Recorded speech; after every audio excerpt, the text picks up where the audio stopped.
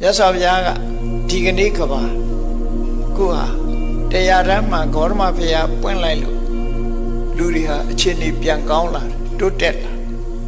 တရားဓမ္မဘာကြောင့်လို့ဆိုရင်တရားဓမ္မဟာဘယ်လိုခေတ်မျိုးလဲလို့ဆိုရင်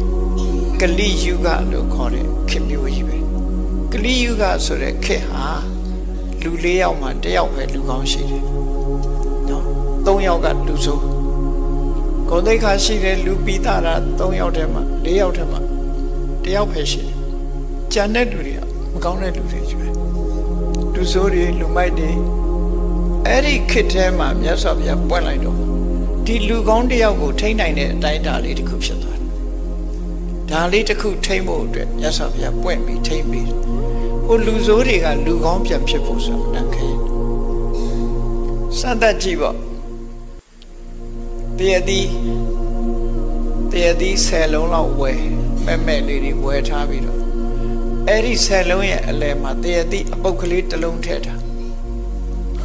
အဲ့ဒီတစ်လုံးကအပုတ်ကလေးတစ်လုံးထည့်ထားတာကိုအကောင်း10လုံးကအပုတ်တစ်လုံးကိုဝိုင်းပြီးတော့တရသည်အကောင်းဖြစ်အောင်လုပ်နိုင်မှာမလားမလုပ်နိုင်ဘူး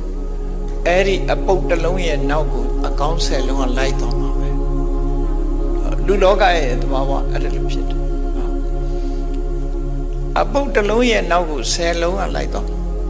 အဲ့ဒါကြောင့်အကောင်းဖြစ်ဖို့ဆိုတာမတမခဲနေဖြစ်တော့အဲ့တော့ဘသူတွေမကောင်းကိုကောင်းအောင်မလုပ်သင့်ဘူးလားကိုပဲပြန်ပြီးတော့စဉ်းစားကိုပဲပြန်ကြည့်ရလောကမှာလူတိုင်းကောင်းအောင်လုပ်နိုင်မယ်ဆိုလို့ရှိရင်ကဘာကြီးငြိမ်းချမ်းသွားမှသာဖြစ်တယ်ပေါ့အားလုံးကငြိမ်းချမ်းသွားမယ်သူလည်းကောင်းမယ်ကိုလည်းကောင်းမယ်ဘာလို့လို့ဆိုရင်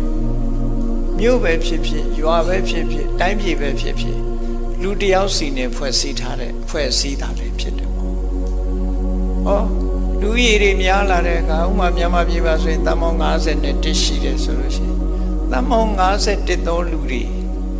အချင်းချင်းလူတိုင်းကငါရဲ့ရင်ထဲနှလုံးထဲမှာမေတ္တာကိုခိုင်မာတည်ဆောက်မယ်အမုန်းတရားတွေကိုငါရှင်းထုတ်မယ်လို့သာနှလုံးသွင်းပြီးအမုန်းတရားတွေကိုသာနိုင်အောင်တိုက်ကျန်တာတွေနိုင်အောင်တိုက်စားမလို့ဒီကနေ့အမုန်းတရားတွေကင်းစင်သွားပြီဆိုဒီကနေ့ငြိမ်းချမ်းရေးရတော့မှသိကြတယ်မလားလုံးဝငြိမ်းချမ်း